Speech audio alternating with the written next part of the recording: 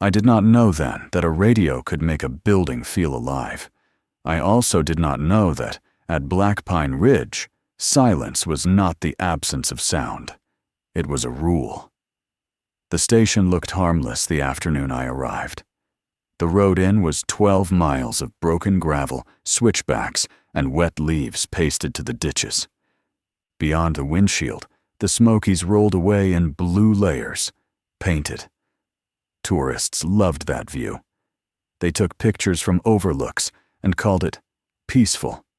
Rangers knew better. Peaceful country can still kill you. It can turn an ankle into a body recovery. It can hide a trail marker under one night of snow. It can make a grown man hear his own name in water if he is tired enough. I had worked 2 seasons before, but after the boy we failed to bring down from Klingman's Dome, I started asking for quieter assignments. Blackpine was supposed to be that. Quiet. But dispatchers mentioned Blackpine Ridge the way people mention bad weather. Quickly, quietly, and only when they had to. The station sat in a bowl of hemlock and rhododendron, with a cold creek behind it and a radio tower bolted into the ridge above. The main building was old cinder block, painted government green, with frost on the window frames and a porch light burning in daylight. There were no tourists here, no gift shop, no come-clean map board. Just fuel cans, muddy boot racks, stacked trail signs, and silence people followed because someone had told them to. Inside, it smelled like wood smoke, coffee, damp wool, and old paper. A bunk room opened left. The kitchen sat in back. The common room had a scarred table covered in topo maps, weather reports, and missing person forms clipped into neat piles. Then I saw the radio room. It was smaller than the others, with blacked-out windows and a steel hasp bolted across the door. A second lock hung below the first. Through the glass slit, I saw the console, base radio, and 3 logbooks lined square to the desk. Above the console, taped crookedly to the wall, was a white piece of paper. Midnight means silence. I almost smiled, because every remote station had one strange warning for new hires. Then the door behind me opened, and Senior Ranger Mason Holt said, "Don't laugh at that sign." I turned around smiling. He wasn't. Mason Holt was the kind of man who made you lower your voice without asking. He stood in the doorway wearing a faded green jacket, a gray beard trimmed close, and eyes that looked like they had spent too many winters measuring tree lines. He did not introduce himself right away. He looked past me, through the glass slit, at the radio room, as if checking whether something inside had moved. Then he held out his hand. "Caleb Rourke?" "Yes, sir." I had not heard my last name spoken that sharply since the inquiry after the Briar Creek search. Mason Holt, station lead. His grip was dry and hard, not friendly, not unfriendly, just official.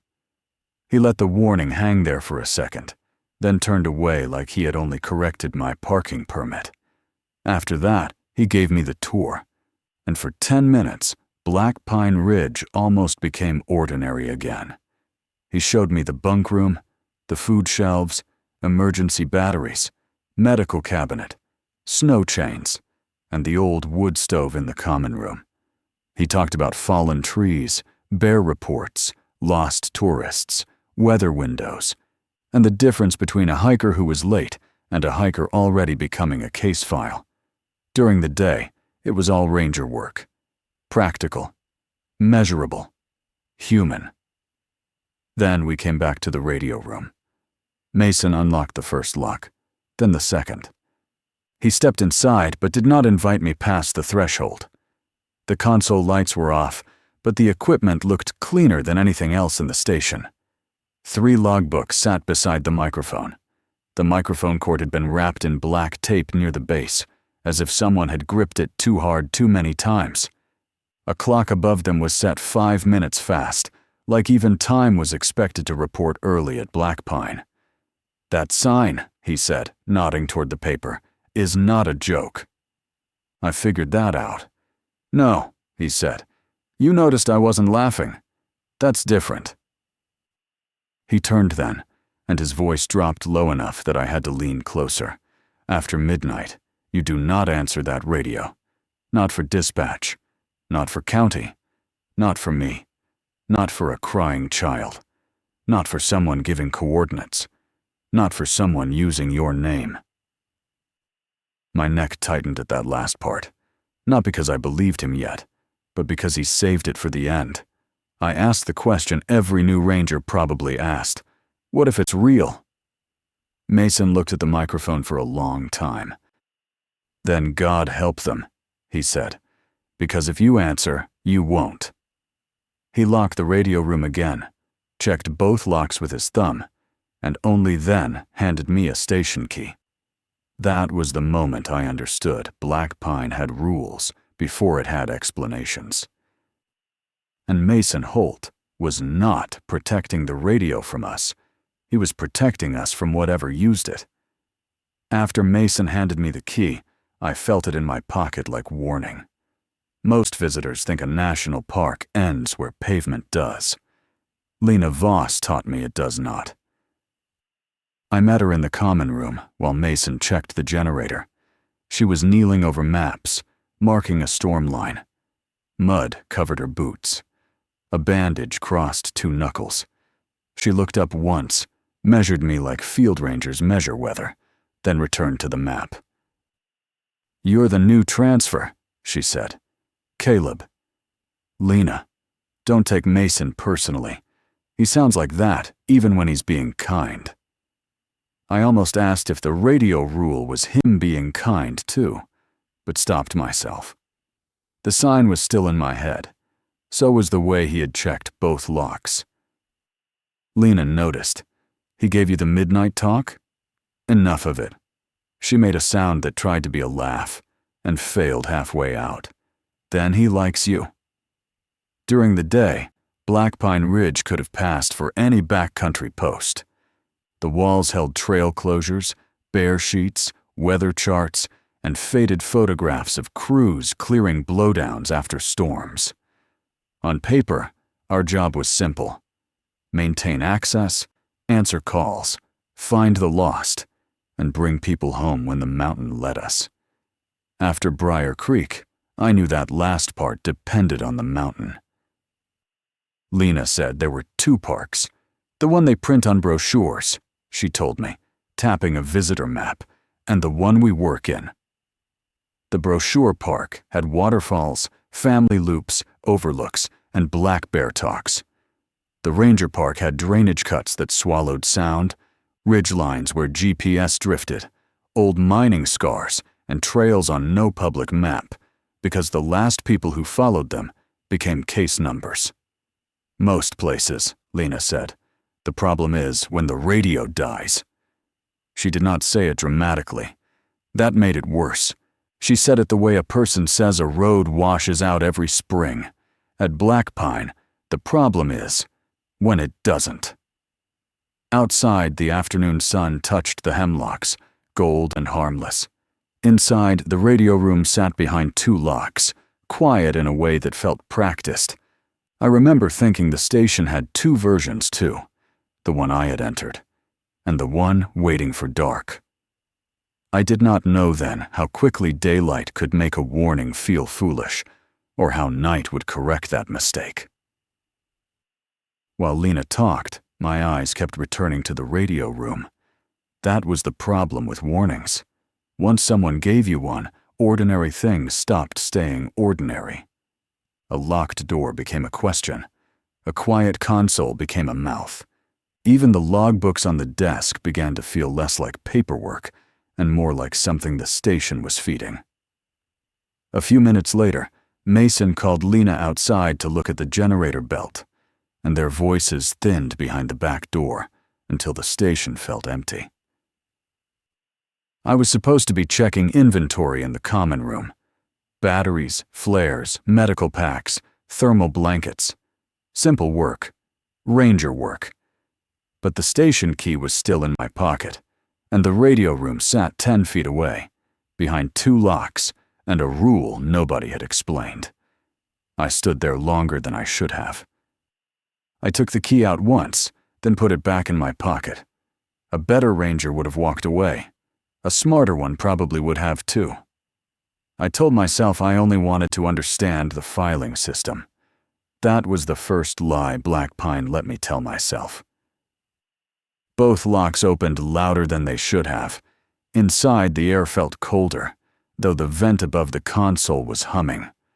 The room smelled like dust, warm plastic, and old coffee.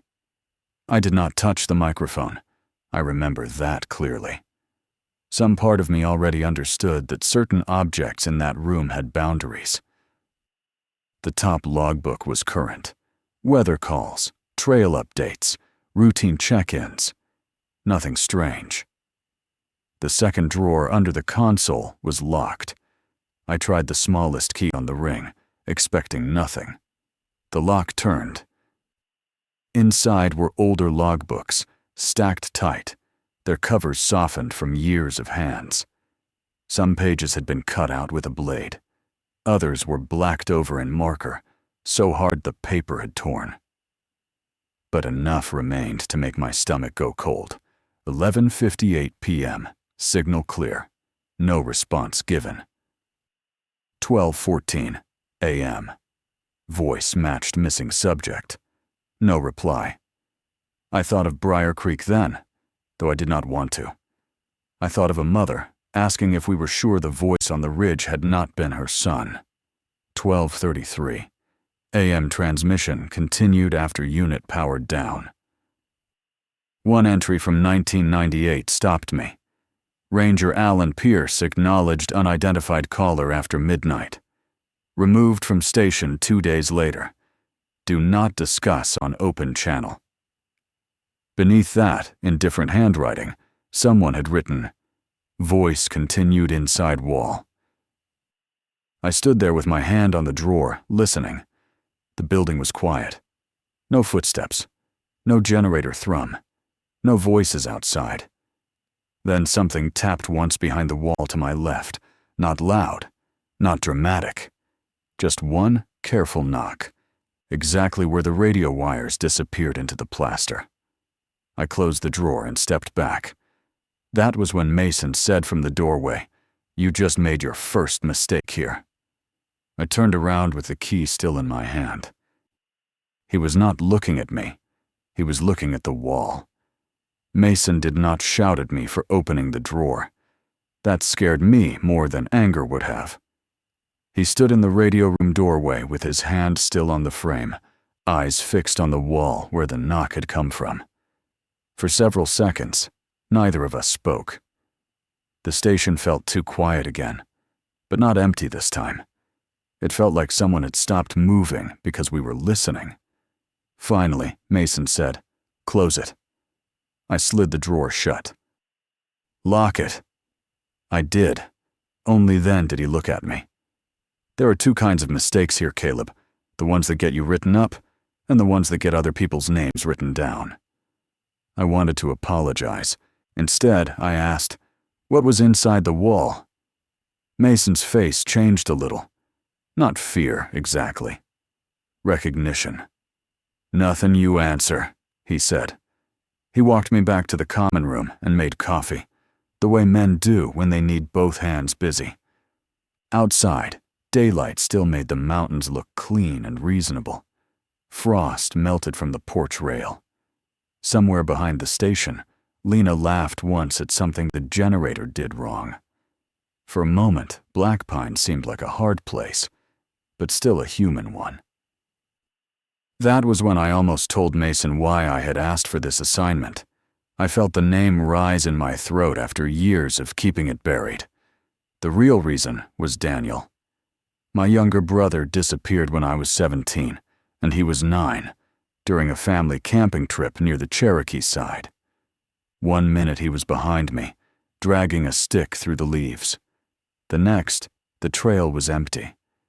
We searched for 6 days. Dogs lost his scent at a creek crossing. My mother kept saying she heard him calling after dark. every ranger told her sound carried strangely in the mountains. I believed they were lying because the truth scared them. Years later, I became one of them. I told myself I joined to help families get answers. But the truth was uglier. Some part of me still believed that if I learned enough trails, enough maps, enough protocols, I might find the stretch of forest that had taken him and never given anything back. Mason poured coffee into 2 chipped mugs. "First night's always the hardest," he said. Mason watched me over the rim of his mug like he had heard the name I had not said. I looked toward the locked radio room and thought of my mother hearing Daniel after dark. It was not even dark yet, but something in that room already felt like it knew my brother's name. I learned that night silence had weight. We ate dinner early and nobody said much. By 11:30, Blackpine Ridge stopped pretending to be normal. Mason killed the lights and left only the desk lamp beside the logs. Lena checked every latch twice. I watched her do it with calm attention she gave the storm line, and it bothered me more than panic. Outside, the mountains turned black in layers. During the day, hemlocks looked old and patient. At night, they crowded the station like people waiting for permission to come closer. Wind moved through rhododendron and made leaves scrape along the porch boards. Mason set a thermos beside me. "You sit," he said. "You listen. You write down time, signal strength, and exact words if anything comes through. You do not touch the microphone." I thought of my mother saying Daniel had called from the dark and kept my hands under the table. Lena sat across from me, one hand near the radio room key. The clock above the console ticked toward midnight, still 5 minutes fast. The radio gave off low, steady static, the kind every ranger knows. Harmless background noise, the sound of distance. At 12:17, the static stopped. Not faded. Stopped. The room changed with it. The heater clicked off. The walls seemed to hold still. Then the speaker gave one clean burst of tone, followed by a woman's voice using county dispatch procedure. "Blackpine Ridge, this is Central. Report of injured hiker near Laurel Stair Trail. Respond with status." For half a second, my hand shifted toward the microphone before my mind caught up. Dispatch had called. A hiker was hurt. A ranger answered. That was the job. But Lena's face had gone pale. Mason did not move. The radio clicked again. "Blackpine Ridge, confirm receipt.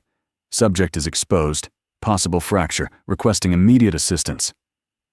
I looked at Mason. He kept his eyes on the logbook. "Write it," he said. So I wrote. Time. Words. No response. Only then did Lena lean close enough for me to hear her breathing. "Laurel Stair's been closed for 13 years, she whispered. The radio hissed once, almost like a sigh. Then the voice came back, softer this time. "Blackpine Ridge, please respond. He says he can see the light over your porch." None of us looked toward the window, but all 3 of us heard leaves move outside it. The first real test was not fear. It was mercy. The voice over the radio sounded nothing like a monster. That was what made it work. It sounded cold, embarrassed, and scared in the way injured hikers sound when they realize the woods are bigger than their plan. There was breathing behind the words, shallow and wet, like every sentence had to be dragged up from somewhere low in the chest. "Blackpine Ridge," the man said. "Please, I can see your porch light. I think my leg's broken." My hand stayed under the table, but every part of me wanted to move. Outside, leaves scraped again, closer to the porch steps. The rational part of my mind started building excuses. Wind, deer, a branch dropping from the hemlocks. Anything except a hurt man lying in the dark, close enough to see us, calling into a radio we had been ordered not to answer. Mason wrote nothing. His pencil hovered over the page, but he did not move until the voice finished each sentence. Lena watched me. "Do not let it make you choose too fast," she whispered. The radio clicked. "I'm near the old stone stairs," the voice said. "There's a sign down here, but it's turned around. I followed the blue blazes. I shouldn't have. Please, I'm so cold." Laurel Stair. Mason's jaw tightened once.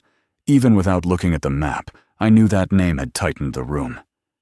The station suddenly felt less like shelter and more like a blind with something circling outside it. I reached for the logbook, but the microphone sat beside it. My fingers shifted the wrong direction. Lena's hand closed around my wrist. Hard. I looked at her. "The first test is always mercy," she said. "It doesn't start with threats. It starts with someone you think you can save." Her grip stayed there until I pulled my hand back. On the radio, the man began to cry.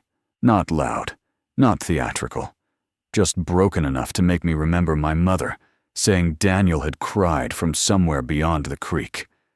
Mason finally spoke. "Log the words." So I did. I wrote down every plea and hated myself for the silence. Then the voice changed. It stopped crying. In a flat, calm tone, it said, "Caleb, I know you can hear me." Lena let go of my wrist like the radio had just made me unsafe to touch. Mason looked up from the clock for the first time all night. And the porch light outside, above the locked front door, flickered once. By sunrise, I had almost convinced myself we had done the right thing. Almost. The porch light stopped flickering after the voice used my name. The leaves outside went still. The radio returned to static, and Blackpine Ridge became a government building again, with cold coffee, damp boots, and rangers pretending paperwork could put distance from what happened. Mason waited until gray light touched the windows before unlocking the door. No one rushed outside.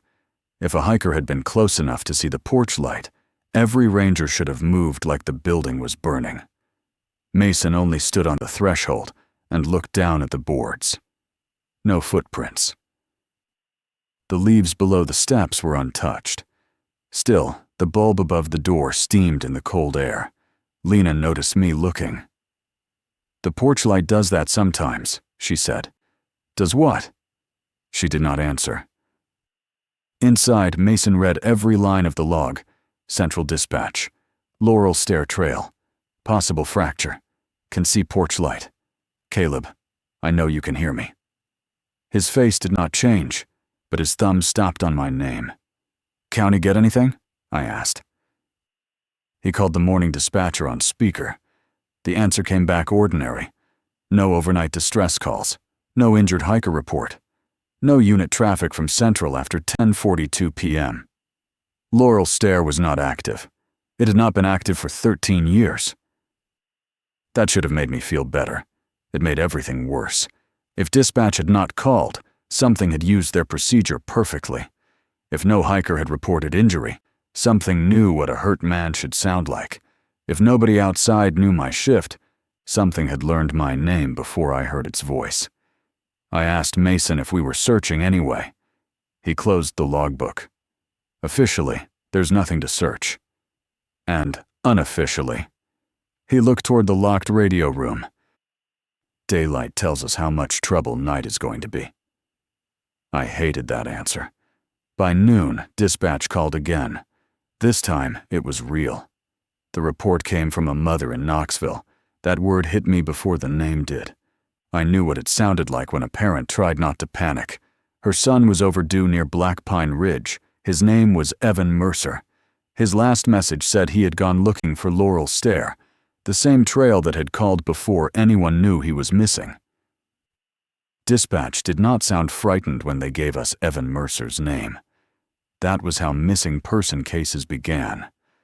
Not screaming, just a calm voice reading details while everyone understood a clock had started. Evan Mercer, 24, Knoxville resident, solo hiker, photographer. Last message to his mother at 5:42, found old stair trail, signal bad, back before dark. He had not come back. The words his mother stayed with me longer than age. I knew what that call did to a family, how hope made people polite when they wanted to break. Mason wrote the details. Lena pulled the map closer and marked Evan's last known area. I watched the circle form around Blackpine and felt the room tighten. "Any permit?" Mason asked. "Day use only," dispatch said. "Vehicle at Balsam Fork. No overnight gear." That was bad. Late hikers became embarrassed hikers. Day hikers without gear became exposure cases in November. "What about Laurel Stair?" I asked. Mason's marker stopped. Dispatch paused. "That trail is not in the visitor system." Lena looked at me. Publicly, Laurel Stair did not exist. Privately, it had called us after midnight. We rolled out within 20 minutes, Mason driving without music, while Lena kept the map open and nobody mentioned the voice. During daylight, search work makes fear behave. Radios are checked. Grid assignments are made. Names become call signs. A missing man becomes height, weight, clothing, last contact. It feels official enough to keep panic out of your hands. Evan's car sat under dripping branches. Inside were an empty coffee cup, a camera lens cap, and a brochure folded open to a waterfall loop nowhere near Laurel Stair. Nothing violent, nothing dramatic, just ordinary evidence, which is worse. Lena found the first odd thing beyond the tape, a blue blaze, fresh paint, bright against wet bark, on a tree that should not have been marked. Then another. They led away from the trail into rhododendron so narrow the branches scraped both shoulders. Mason stared at the marks like he recognized handwriting. "No one follows those marks past visual contact," he said. "If you can't see another ranger, you stop." 20 yards in, hanging from a thorn branch, we found Evan Mercer's camera strap. Beyond it, in wet leaves, one boot print pointed deeper into the closed trail. The strange part was not that it went in. The strange part was that nothing came back. We found the camera strap before we found the trail. That should not have bothered me as much as it did. Hikers lose gear all the time. Straps snap. Branches steal things from packs. But Evan Mercer was a photographer, and anyone carrying a camera into the backcountry knows the strap is not decoration. It keeps your hands free when the ground turns mean. Lena crouched beside it without touching the branch. "No blood," she said. Mason stood behind her, staring into the rhododendron tunnel. The blue blazes continued ahead, each too bright, too fresh, placed at eye level like someone wanted us to trust them. My handheld radio gave a burst of static. I looked down. The battery indicator was dead. I had checked it twice before we left. "Unit 3, say again," Mason called into his shoulder mic. Only County answered. "No traffic from Unit 3. Lena looked at my radio, then at Mason. He shook his head once. We pushed another 10 yards, close enough to see each other's jackets. The air changed in there. Outside, wind moved through the trees. Inside, everything felt padded, as if rhododendron swallowed sound before it reached us. Then we found the glove. One gray hiking glove lay palm up in the leaves, fingers curled, like it had been removed carefully and set down. Beside it, Evan's boot prints formed a circle around a tulip poplar. Not a wide, panicked circle, a tight one, heel to toe. Slow. Repeated. "He walked around the tree," I said. Lena pointed to the outside edge of the prints. Other marks circled him. They looked almost like walking stick marks, except there were too many, and everyone was placed with the same careful distance.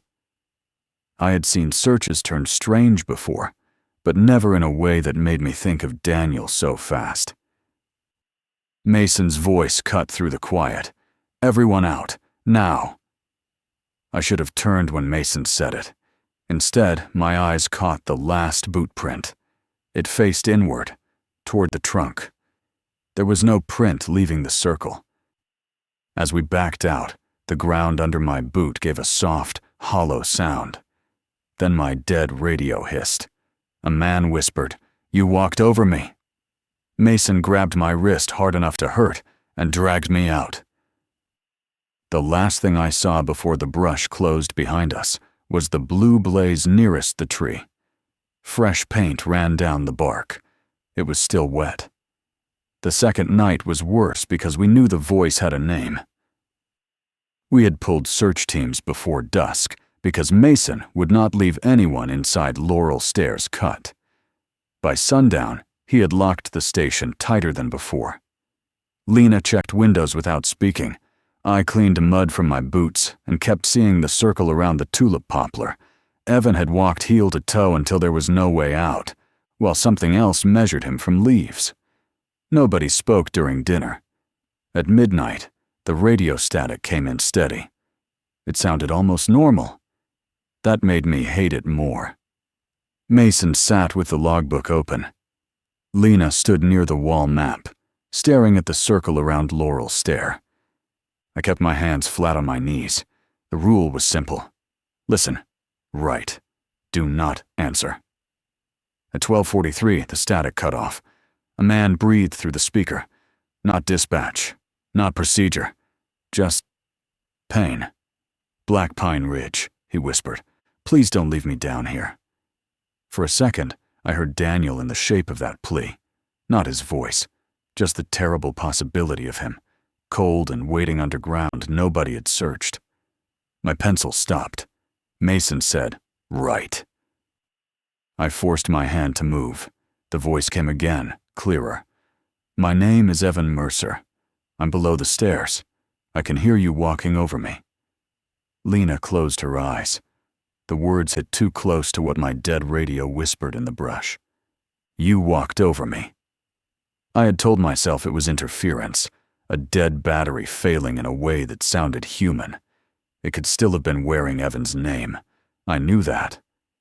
But knowing did not make it easier. "I saw your lights," he said. "3 of you. 1 woman. 2 men. 1 of you stepped on the hollow place. Nobody outside the search team knew that. We had not entered it into the county log. Mason had ordered the detail held. Then Evan said my name. "Caleb. Tell Mason I'm still alive." Mason looked tired, like a man hearing an old lie told in a new voice. The radio clicked. "Don't let him leave me here," Evan said. "Ask Mason what they sealed under Laurel Stair." For the first time, Mason Holt looked afraid of the next word. He knew I had heard it too, and the secret was no longer only his. Mason did not answer the radio. He closed the logbook slowly, like shutting a door before something could reach through. Evan's last words hung in the room. "Ask Mason what they sealed under Laurel Stair." Even after the speaker returned to static, the sentence kept transmitting behind my ribs. Lena was first to move. "Mason," she said. He did not look at her. He looked at the tall green file cabinet in the corner, half hidden behind weather binders, the one I had mistaken for maintenance storage. For a long moment, he seemed to be deciding which rule would do less damage if broken. Then he took a key from inside his shirt collar. Not from the ring, not from his desk, from around his neck. "No copies," he said. "No photographs. Nothing leaves this room." The drawer opened with a scrape.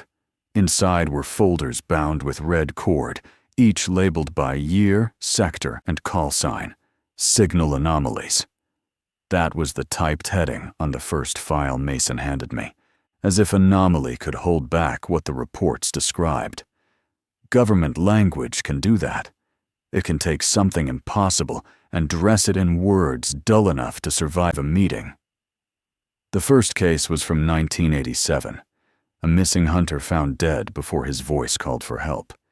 The second was a child recovered from a creek, while transmissions in her voice continued afterward. Another described a ranger who heard his wife over the radio, followed coordinates, and woke 8 miles outside his grid. By the third report, I stopped reading dates and started looking for names. Laurel Stair appeared in more than half of them, sometimes as a trail, sometimes as a boundary, once as a containment site. Every report ended the same way. No response given, or worse, response acknowledged. Those were the files with missing pages. Lena stood behind me, reading over my shoulder. Mason watched neither of us. He watched the radio, as if the machine disliked being discussed. I found Alan Pierce's file next. His final statement had been reduced to 1 paragraph. Subject claimed the forest had not stolen our voices. We had trained it by answering. Mason's eyes were tired. "That's why we don't answer," he said. "Every reply teaches it to sound more human after midnight." Then the radio clicked once. Not loud, just enough to remind us it had been listening. Mason sent me to Dr. Miriam Vale the next morning because he did not want to say the old words himself. He called it a records consultation, which was the kind of phrase people use when trying to make fear sound professional. The search for Evan was held at Laurel Stair Cut until more personnel arrived. Nobody said paused. They said regrouping. They said weather assessment. They said daylight review. Rangers have many words for waiting. It felt wrong to leave him out there, but Mason said sending more people in blind would only give the ridge more names. Lena drove me down after breakfast. Dr. Vale lived outside Townsend, where the road bent around a cemetery and a creek ran black under Laurel. She had once worked as a county archivist and later as an unofficial consultant for trail closures nobody wanted printed on public maps. She was in her 70s, thin, sharp-eyed, with silver hair pinned back and notebooks covering her kitchen table. When Lena introduced me, Doctor, Vale looked at my uniform first, then my face. "Blackpine," she said, "so it's speaking again." I did not like that word. Speaking. I told her about the radio in pieces, dispatch procedure, Evan's name, the hollow place, Laurel Stair. I did not mention Daniel, but she watched me like she could hear the unsaid part anyway. Dr. Vale opened an old county map and tapped the ridge north of our station. "People think these mountains are quiet," she said. "They are not. They repeat." She said old families had names for places where sound behaved wrong. Crying hollows, dead air gaps, listening cuts. In 1962, 3 searchers heard the same boy calling from 3 different ridges, while his tracks led straight down to the creek. "Ghosts?" I asked. She shook her head. "Ghosts are too simple. They belong to someone. What your station hears does not belong. It borrows." The kitchen felt colder. She said the old warning was never to answer a voice from a place you could not see. Not because the voice was always false, but because answering gave it direction, attention, a path. Then she looked at my hands. "Especially grief," she said. "Grief answers before the mouth does." I thought of Daniel then, and my mother at the search line after dark. Before we left, Dr. Vale folded the map to Laurel Stair. "Whatever your station sealed under those stairs," she said, "was not meant to stay silent forever." On the drive back, Lena said nothing. Neither did I. Because by then, I understood why Mason had not wanted to say the old words himself. Lena waited until we were back above the ridge before she finally spoke. "Mason should have shown you the map himself." She did not sound angry. That made it worse. Anger would have meant she disagreed with him. This sounded like she had expected his silence and was tired of working around it. We pulled into Blackpine after noon. The search teams had not arrived. Fog clung to the tree line, and the radio tower blinked red against daylight, like it did not understand the difference between warning and habit. I wanted to ask why we were looking at paper while Evan was still out there, but one glance at Lena's face told me this was part of the search, not a break from it. Mason was outside with County on the phone, so Lena took me into the common room and locked the door. That was when I knew this was not official. She moved weather reports, trail notices, and visitor maps off the table. Under them was a folded sheet of waterproof paper, worn soft at the creases. It was not printed by the Park Service. It had been drawn by hand in pencil, ink, and red marker. "This is Laurel Stair," she said. At first, it looked like a mess. Drainage lines, old access roads, closed trails, search grids from different years layered over each other. Then my eyes adjusted. Older cases sat on the outer edge, newer ones bent inward. Year by year, the marks curved toward the same blank place. The missing person cases formed a spiral. At the center, someone had written 3 words in black ink. The hollow between signals. I stared at it too long. Who drew this? Rangers who stopped trusting maps made for visitors. Lena pointed to a red X near the outer curve. My first partner disappeared there. For the first time since I met her, Lena looked less like a ranger and more like someone still listening for a call that never came. His name was Aaron Pike.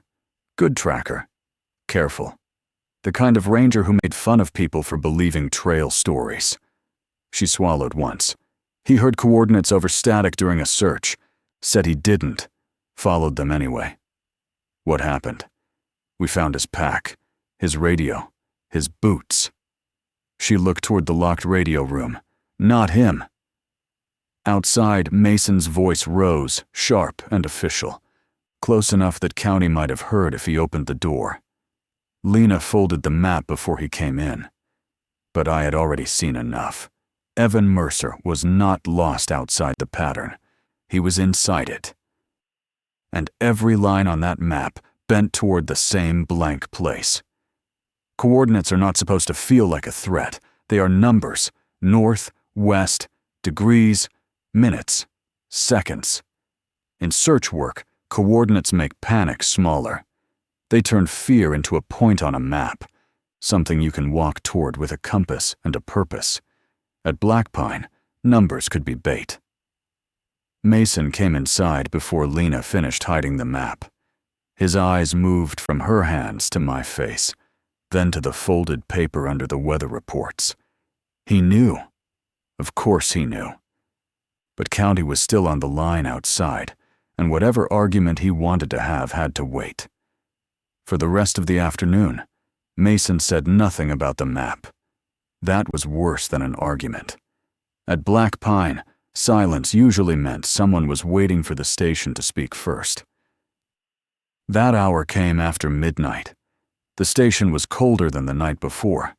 Frost had grown inside the corners of the window glass, thin white veins spreading toward the locks.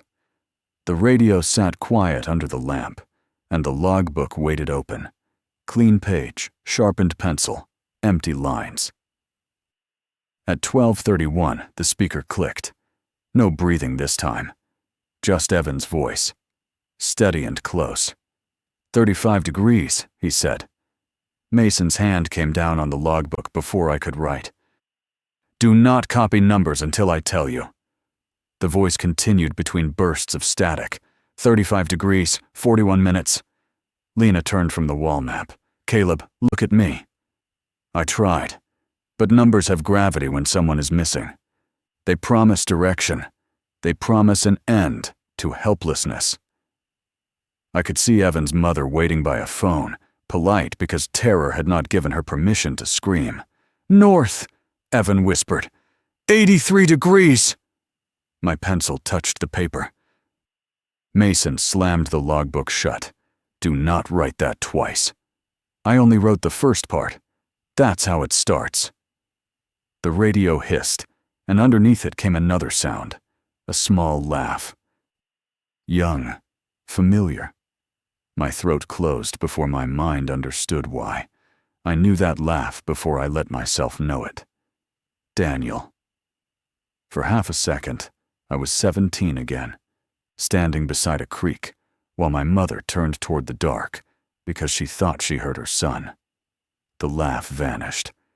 Evan's voice returned, softer. "Caleb," he said, "your brother is closer than I am." Nobody moved.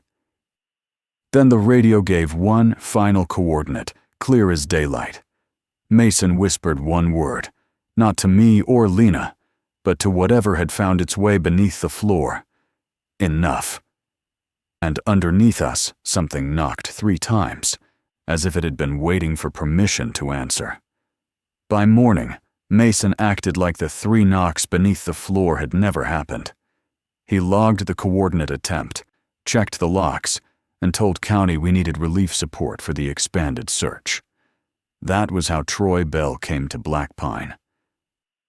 Troy arrived like the station had been waiting for someone foolish enough to make noise.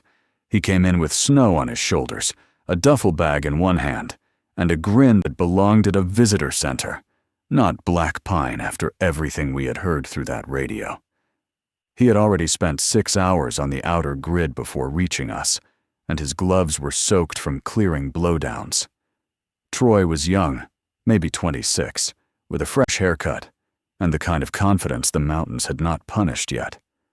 He shook my hand, nodded at Lena, and looked around the common room like he expected ghost stories carved into the walls. "So this is the famous Blackpine," he said. Mason did not smile. "It's a station." "Right," Troy said.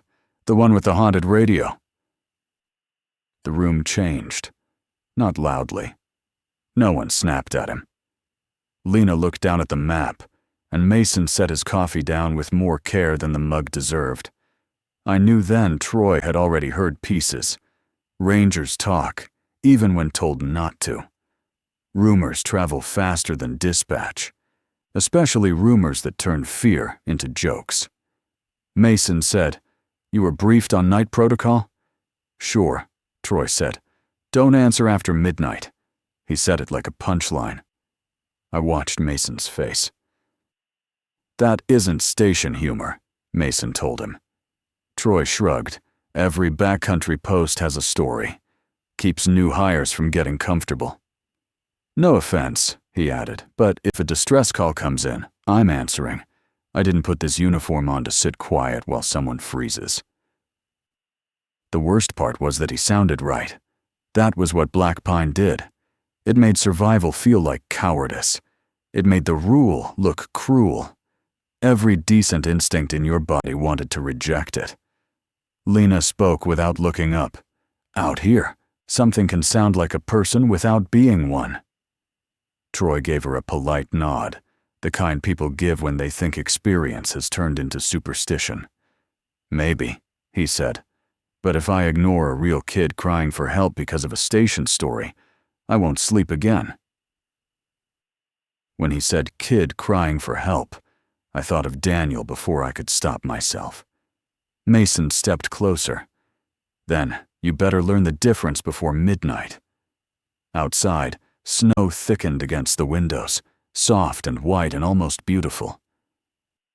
By 4, County called the Ridge Road unsafe. By dark, it had trapped us inside with Troy Bell. And midnight was still hours away. The snow made the station feel smaller. By 10, the windows had gone white at the edges.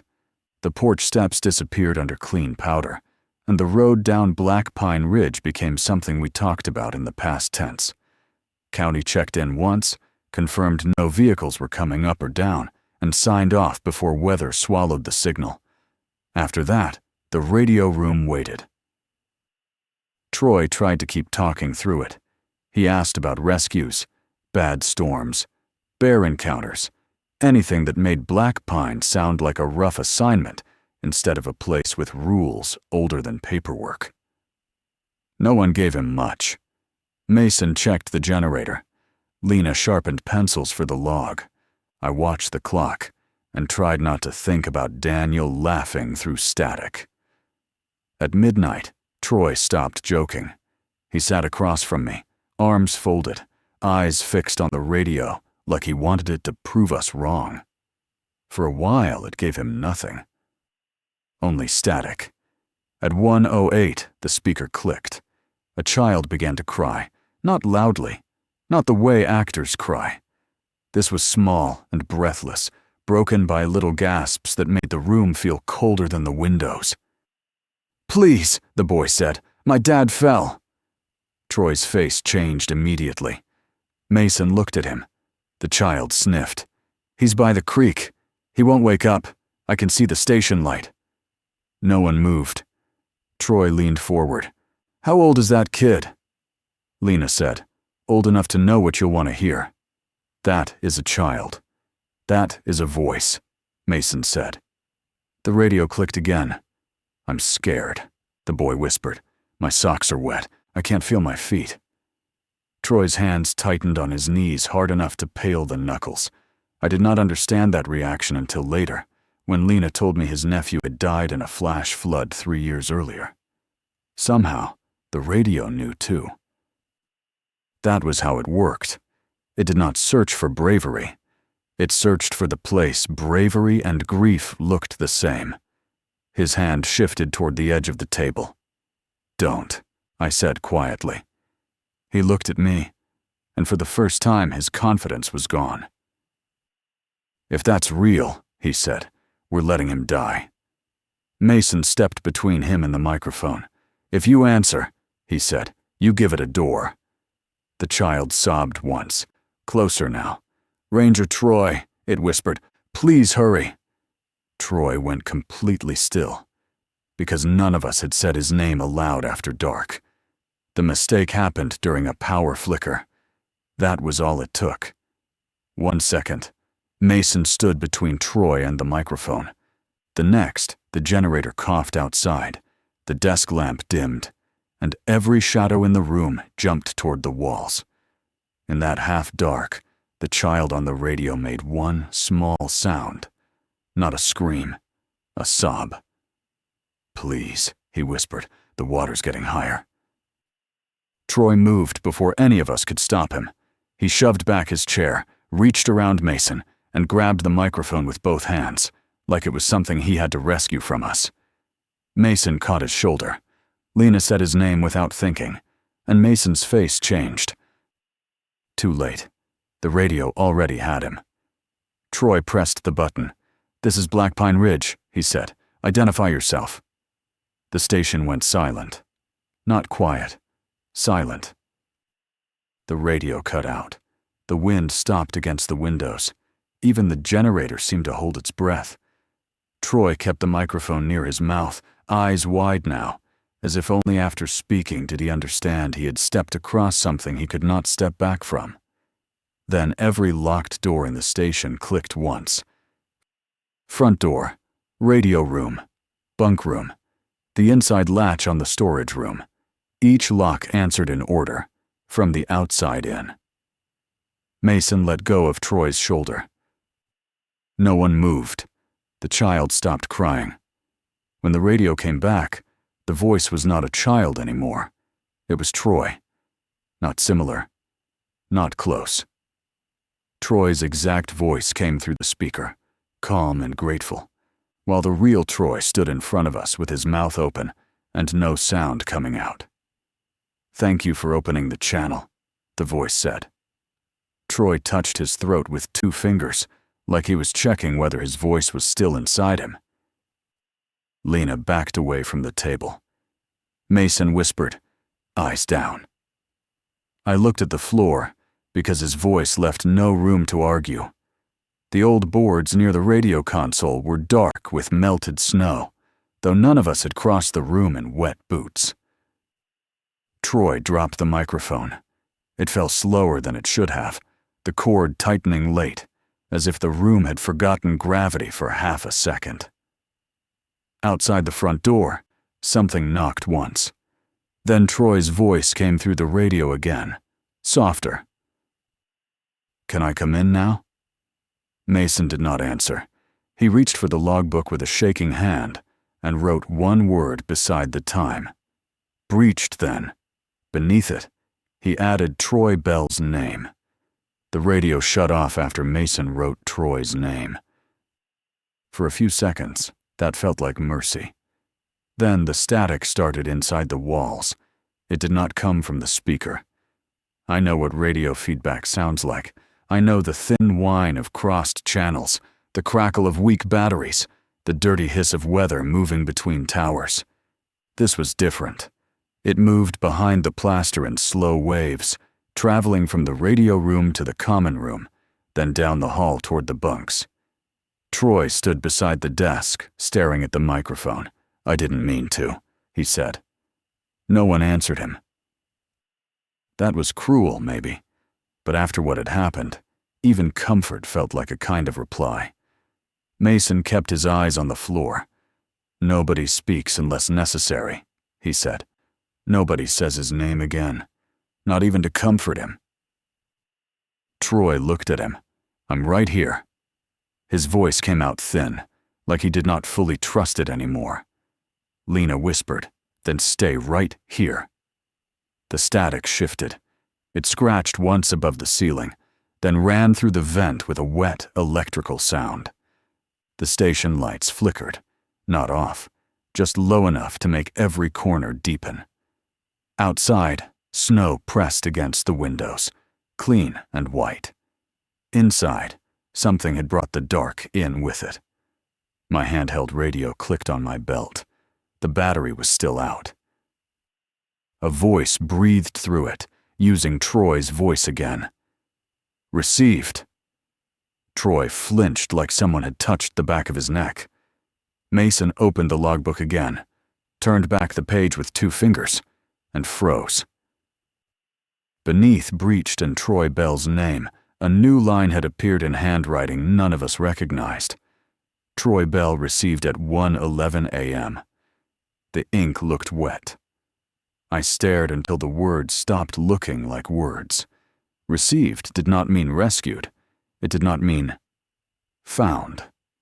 At Blackpine, it sounded like something had accepted delivery. Then Troy turned toward the front door. "You hear that?" Nobody asked what. His face had gone pale and soft with listening. "My nephew," he said. "He's outside." Lena stepped in front of him. "No."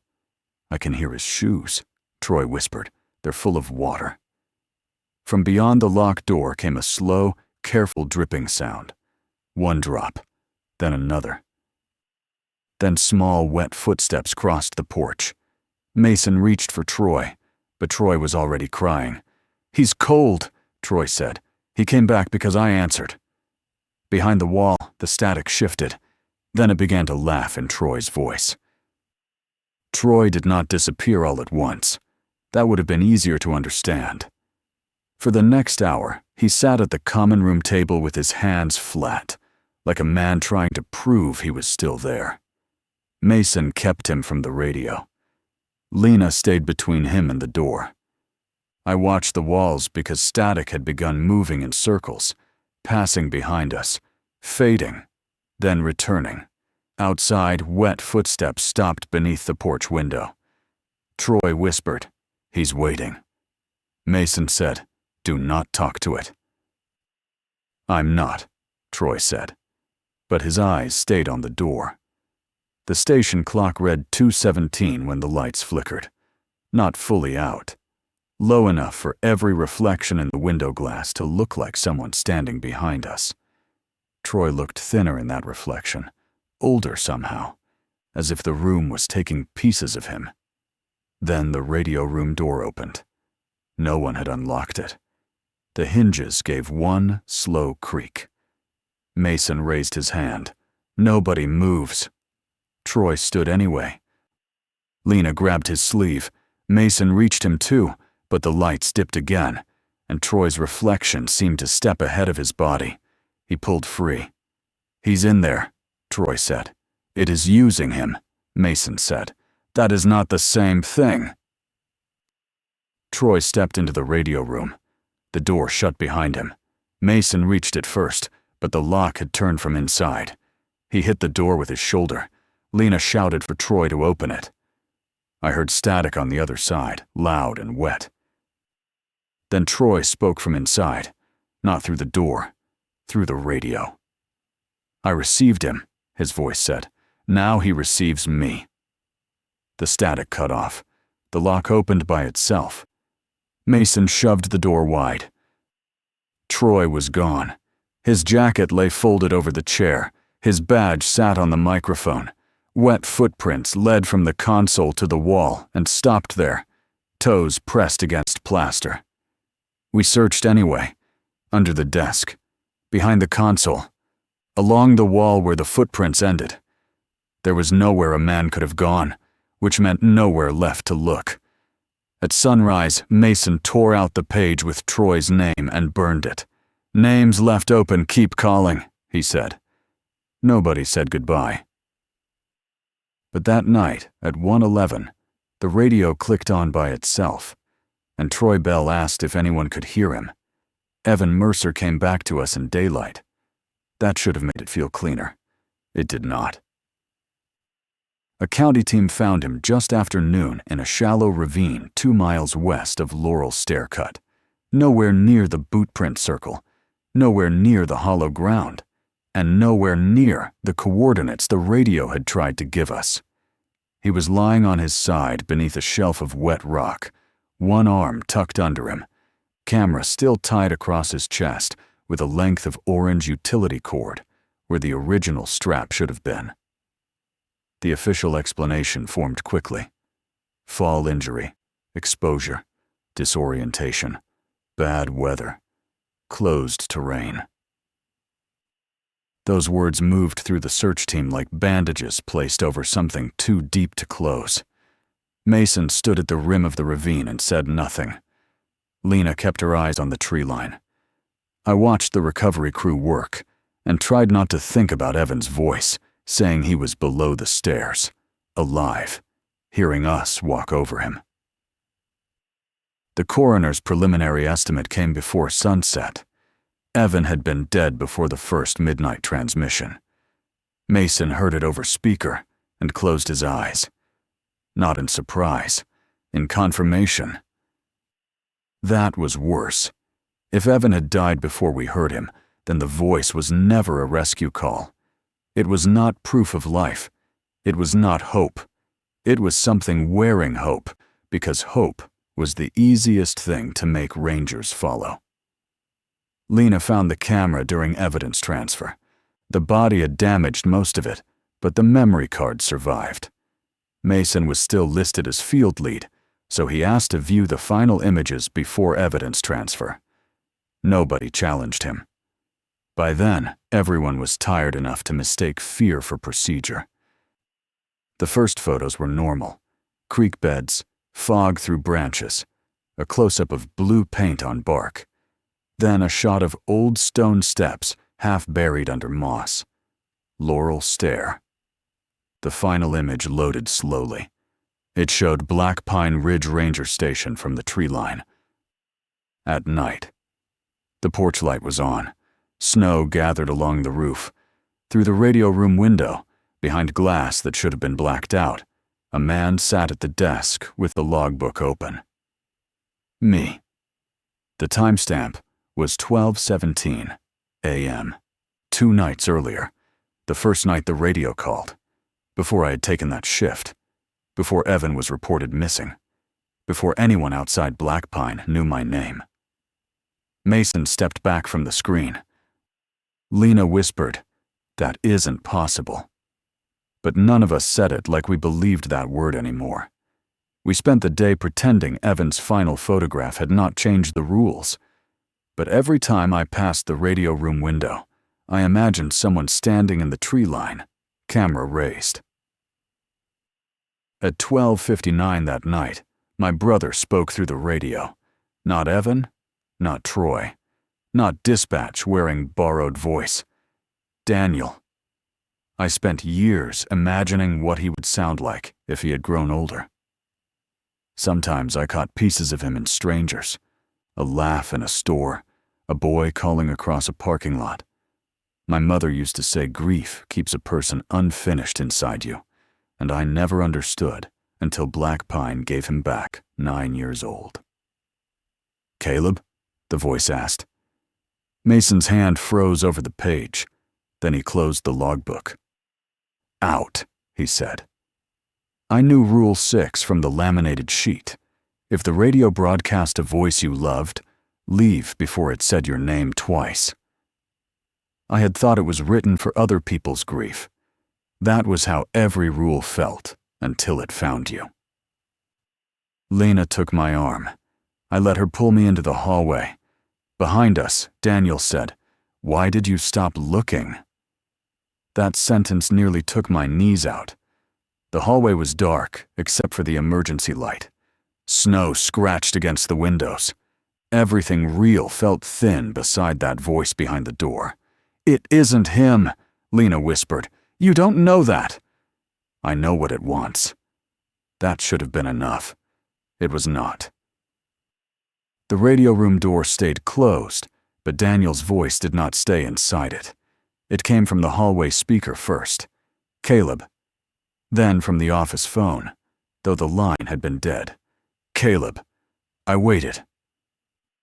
Then from Lena's handheld radio, clipped to her belt with no battery. "Caleb, please." Each time, the voice sounded closer to the boy I remembered. Not perfect. Worse than perfect. It carried the breath he took before asking for something he knew I would give him. Lena threw the radio down the hall. The speaker still whispered, "Caleb Rourke." Mason stepped into the hallway, face gray. "Don't let it finish calling you," he said. From behind the radio room door, Daniel began to cry. Not like Evan, not like Troy's nephew, like the little boy I left in the woods. And for one terrible second, I wanted every rule in that station to burn so I could answer him. Lena hit me before I reached the radio room door, not hard enough to injure, hard enough to bring me back. The sound cracked through the hallway, and for 1 second Daniel's crying stopped. That was almost worse. It proved the voice was listening to us, measuring what worked, waiting to see which part of me would break first. I stared at Lena. Her eyes were wet, but her voice stayed steady. "If you touch that door, you are not going in to save him," she said. "You are going in because it learned how to make you." Behind the door, Daniel sniffed. "Caleb?" I turned before I could stop myself. Mason grabbed my shoulder. "No!" I shoved his hand away. "You don't know it isn't him." His face tightened. He looked at the radio room door, and for a moment I thought he was hearing someone too. I know what answering costs. That was when he told me the truth he had been carrying since before I arrived. Years earlier, before the files were locked and the rules were clean enough to laminate, Mason had answered his wife's voice during a winter search. Her name was Elise. He said it once, then looked like he regretted giving the room another name. She had been dead 6 months, he told me. I knew that. I answered anyway. Behind the door, Daniel breathed quietly. "She said she was cold," Mason said. "She said she could see my light." The same words, always the same shape, fitted around different grief. "What happened?" I asked. Mason looked past me. 3 searchers followed coordinates the next week. Good people. Better than me. We found their packs, radios, boot prints. His voice thinned. Not them. Lena lowered her eyes. Aaron Pike sat between us without being named. Daniel cried again, softer now. I wanted to hate Mason for surviving. I wanted to hate Lena for holding me back. I wanted to hate every rule taped to those walls. But the truth stood in front of me. Blackpine did not only take the person who answered. It took anyone close enough to follow the echo. "So we just leave them?" I asked. Mason's answer was barely a whisper. "No, we refuse to become another door." Inside the radio room, Daniel stopped crying. When he spoke again, his voice was calm. "Ask him why he burned Troy's name." Mason went still. Nobody outside that room should have known about the page. The emergency light buzzed above us. Snow scraped the windows. Behind the radio room door, Daniel waited without crying now, because he had found a sharper tool than tears. For the first time, I understood the conflict was not between belief and doubt. It was between grief and obedience. Behind the radio room door, Daniel stopped crying because tears had done their work. The next sound was worse. The radio clicked once, and for the first time since Blackpine began speaking, there was no static, no hiss, no distance.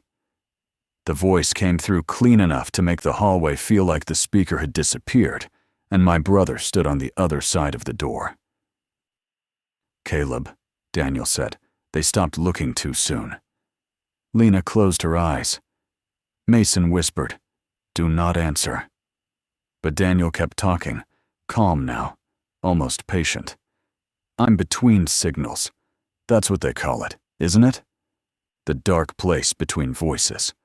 I heard Mom calling. I heard you. I heard every searcher walk past me." My hand found the doorknob before I realized I had moved. The metal was cold enough to hurt. "It knows what to say," Lena said.